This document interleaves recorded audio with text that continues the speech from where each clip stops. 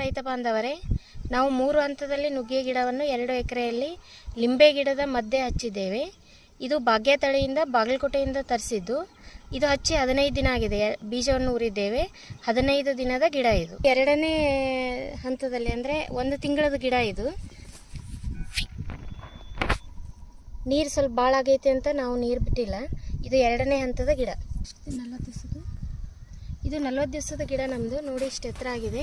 ಇದು ಇನ್ನು ವಜ್ಜೆ ಆಗಬಾರ್ದು ಅಂತ ಮೊನ್ನೆ ಒಂದು ಸರಿ ಕುಡಿ ಚೂಟಿದ್ದೇವೆ. ಇಲ್ಲಿ ನೋಡಿ ಈ ಥರ ಇದು ಚೂಟಿದ್ದು ಪೊಂಗ್ಲೊಡೋದು ಈ ಥರ ಬಂದಿದೆ. ಈಗ ಈ ಥರ ಇದ್ದರೆ ಇದನ್ನು ನಾವು ಬೆರಳಿನಿಂದನೂ ಕತ್ತರಿಸ್ಬೋದು. ಕಟ್ಟರ್ ಬರುತ್ತೆ, ಕಟ್ಟರಿಂದನೂ ಈ ಥರ ನಾವು ತೆಗಿಬೋದು. ಇಲ್ಲಾಂದರೆ ಗಿಡಕ್ಕೆ ವಜ್ಜೆ ಆಗಿ ಗಿಡ ಬೀಳುತ್ತೆ ಅನ್ನೋ ಸಲುವಾಗಿ ಪೊಂಗ್ಲೊಡೋದ್ರೆ ಜಾಸ್ತಿ ಕಾಯಿಗಳು ಬರ್ತಾವೆ ಅಂತೇಳಿ ಮಾಡಿದ್ದೇವೆ. ಈಗ ಇದಕ್ಕೆ ನಾವು ಹೊಡೆದಂಥ ಔಷಧಗಳ ಬಗ್ಗೆ ಹೇಳುತ್ತೇವೆ.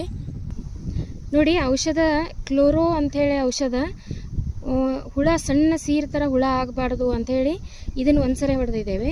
ಮತ್ತು NPK 19 ಅನ್ನುವಂಥ ಔಷಧವನ್ನು ಕೂಡ ನಾವು ಒಂದ್ಸರಿ ಹೊಡೆದಿದ್ದೇವೆ. ಇವಾಗ ನಾವು ಸಣ್ಣದ ಚಮಚದಿಂದ ಸ್ವಲ್ಪ ಅಂದರೆ ಎಲ್ಲ ಕಡೆ ಹಾಕ್ಕೊಂತ ಹೋಗಿದ್ದೇವೆ.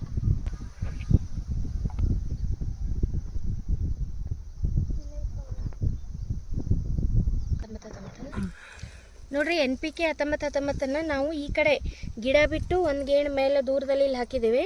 ನಂತರ ನೀರು ಬಿಟ್ಟಿದ್ದೇವೆ. ಇಲ್ಲಿ ನೋಡ್ರಿ, ಬಿಳಿ ಆಗೈತಿದೆ. ಆಮೇಲೆ ಇದಕ್ಕೆ ನಾವು ಗೋಮೂತ್ರವನ್ನು ಅದನ್ನು ಜೀವಾಮೃತವನ್ನು ಮಾಡಿ 2 ಸರಿ ಕೊಟ್ಟಿದ್ದೇವೆ ಈ ಗಿಡಕ್ಕೆ. ಇದು ಕೇವಲ 40 ದಿನದ ಗಿಡ.